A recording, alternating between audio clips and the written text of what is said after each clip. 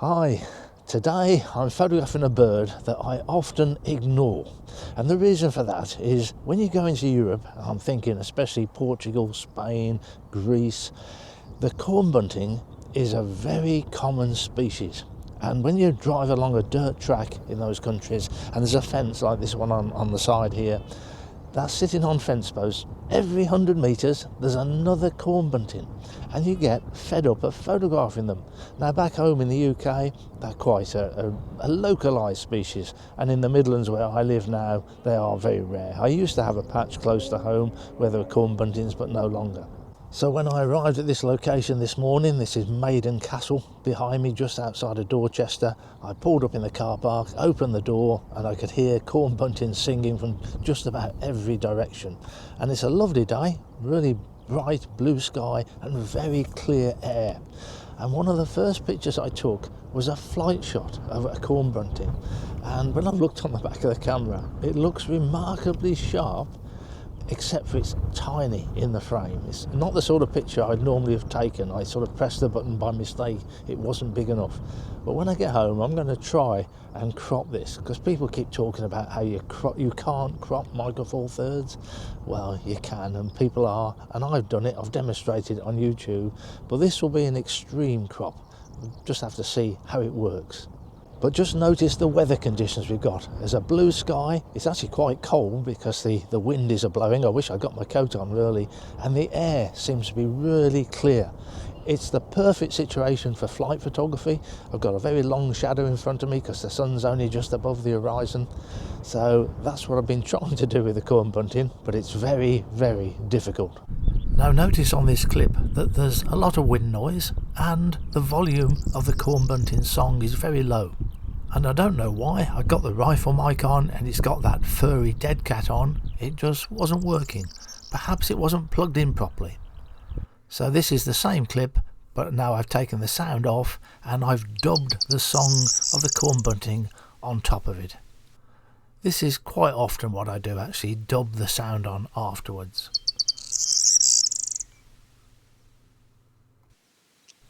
It's a very easy song to remember and it's very consistent. They just keep singing all day long.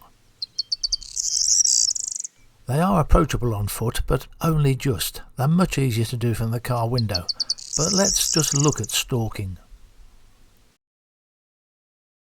Now I'm pretty sure I've talked about this before on YouTube, but here we go again. I'm not very prone to wearing camouflage clothing. I don't want to dress up like a tree. When I'm stalking something, I'm not trying to be invisible. The bird knows I'm there.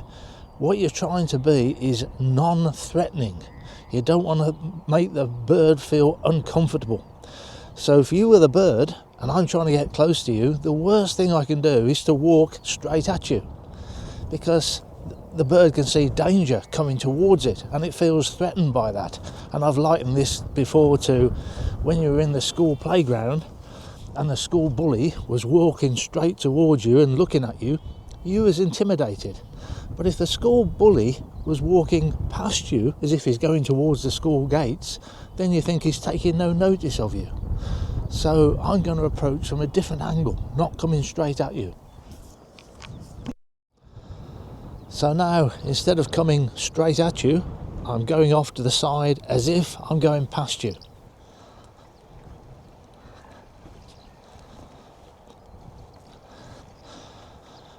And when I've gone past you, so the sun is now lighting you up, the next idea is you get into position, but without any fast, jerky movements. You don't want to start sticking your arm up like that. Got to be just nice and gentle. Unfortunately the fence posts were rather new and clean and didn't have a lot of character to them, but the bird actually spent most of the time sitting on the barbed wire. Once you're close enough, you want vertical shots and horizontal shots, then you go a little bit closer. And so long as you do this gradually, you can get very close to these birds. I preferred it on this bit of wire too, a bit rusty. I put quite a lot of time into trying to get the flight shots and didn't do very well. And as I'm doing them, I'm thinking this is the first time I've photographed corn bunting in flight, but when I looked in my files afterwards, it wasn't. I've done them several times, taking off from drinking water.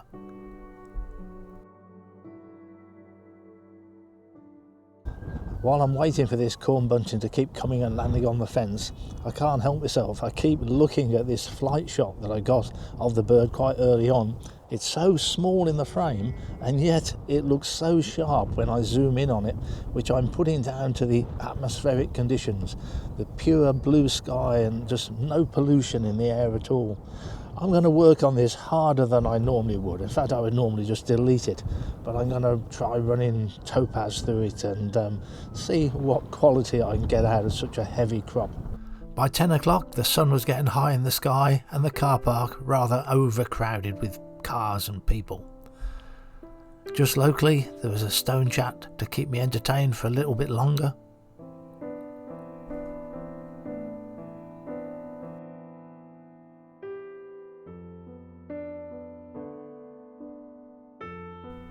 Always nice to get a bird on top of gorse. It's such a colourful perch.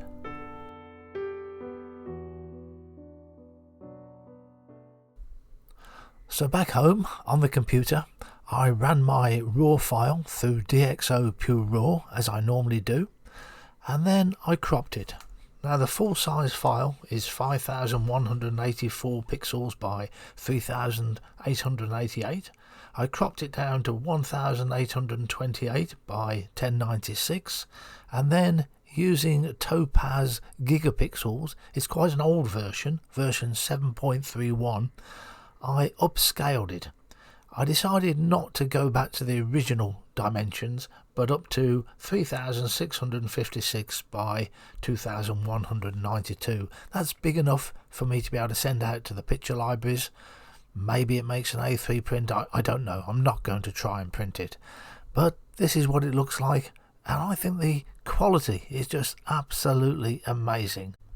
I've said several times on YouTube that I'm rather anti-cropping. I just can't bring myself to do it. I just don't enjoy the cropping process. But I really should, because the quality is achievable. Let's look at a few pictures I've taken of corn buntings in the past. Now this one is in Cyprus, and I can remember very clearly when I arrived in Cyprus, I said to myself, I am not going to photograph a corn bunting all week that I'm here. I'm going to ignore them. And then I saw this bird sitting on this open perch, and well, I couldn't resist it. Nice perch, lovely two-tone out of focus background. I pulled up in the car, I took a few pictures, and it gave me a nice wing stretch too.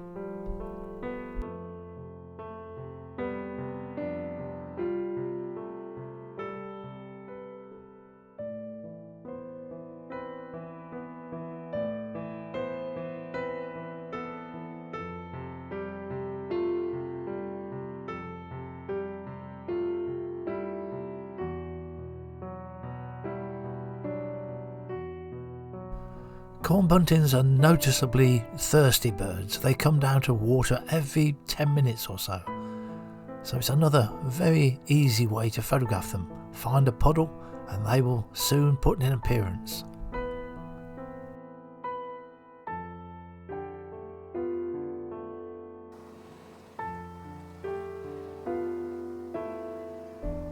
Thanks for watching.